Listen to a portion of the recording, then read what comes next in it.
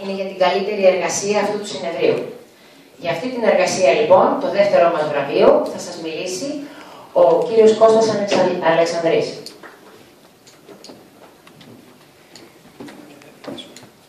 Επειδή η ΕΛΕΔΑ είναι και ένας επιστημονικός φορέας και μάλιστα είναι βασικό κομμάτι των εργασιών μας, έχουμε ως θεσμό κάθε χρόνο να αναφέρουμε την καλύτερη εργασία η οποία έχει κατατεθεί στο συνέδριο και θα παρουσιαστεί αύριο.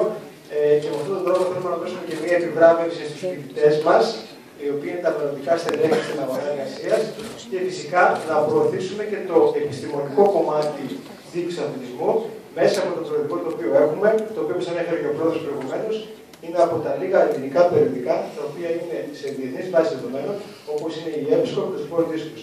Άρα, βραβεύοντας τους φοιτητές μας, τους ενισχύουμε να μπορέσουν να προωθήσουν την εργασία και να προσέξουν σε κάποιους ξένους αναγνωριστές και φορείς και ανεφέρα περιοδικά.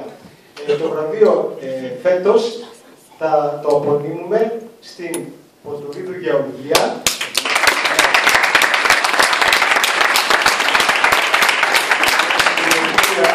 η οποία εκπώνησε μια εργασία με τίτλο «Η επίδραση της συχνότητας συμμετοχής σε υπαίθριες κινητικές δραστηριότητες στην περιβαλλοντική ευαισθητοποίηση μαθητών πρωτοβάθμιας εκπαίδευσης». Η Γεωργία Πορτογίδου μαζί με την Καλογεροπούλου και τον κύριο Κουφούρη από το ΤΕΦΑ Τρικάλων είναι φοιτήτρια στο Διδακτικό Μεταπτυχιακό Πρόγραμμα του ΤΕΦΑ Τρικάλων και από ό,τι γνωρίζουμε και με τον βλέποντά της είναι από τις φοιτήτριες οι οποίες ξεχώρισαν πάρα πολύ στο μεταπτυχιακό το οποίο παρακολουθεί τελευταία χρόνια.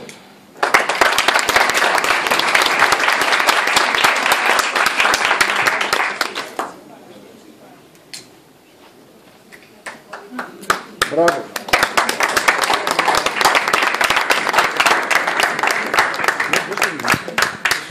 Και τα βιβλία για να πάρεις και διδακτορικό κάποια μέρα.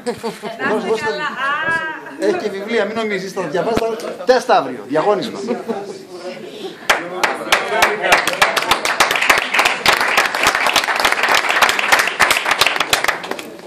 Ευχαριστώ πάρα πολύ.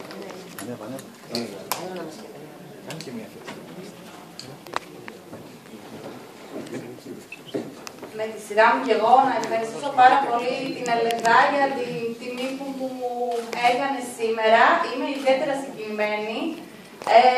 Οφείλω να ομολογήσω ότι η προσπάθειά μου στο ΤΕΦΑ ήταν μεγάλη, διότι προέρχομαι από τμήμα προσχολικής αγωγής και εκπαίδευσης, δεν είμαι γυμνάστρια. Ευχαριστώ πάρα πολύ τους καθηγητές μου και τα 2 χρόνια του μεταπτυχιακού και τους καθηγητές του Δημοκρατίου Πανεπιστημίου Θράκης και του Πανεπιστημίου Θεσσαλίας. Ιδιαίτερα τον κύριο Κουθούρη, ο οποίος με στήριξε από την πρώτη στιγμή και μου έδειξε εμπιστοσύνη. Έχω ολοκληρώσει την μεταπτυχιακή μου κεντριβή. Εύχομαι σε λίγο διάστημα να ορκιστώ και να έχω το πτυχίο. Και τέλος, θέλω να ευχαριστήσω μέσα από την καρδιά μου τους γονείς μου, οι οποίοι πάντα είναι δίπλα μου, πάντα με στηρίζουν και πάντα βάλουν το δικό τους λιθαράκι. Ευχαριστώ.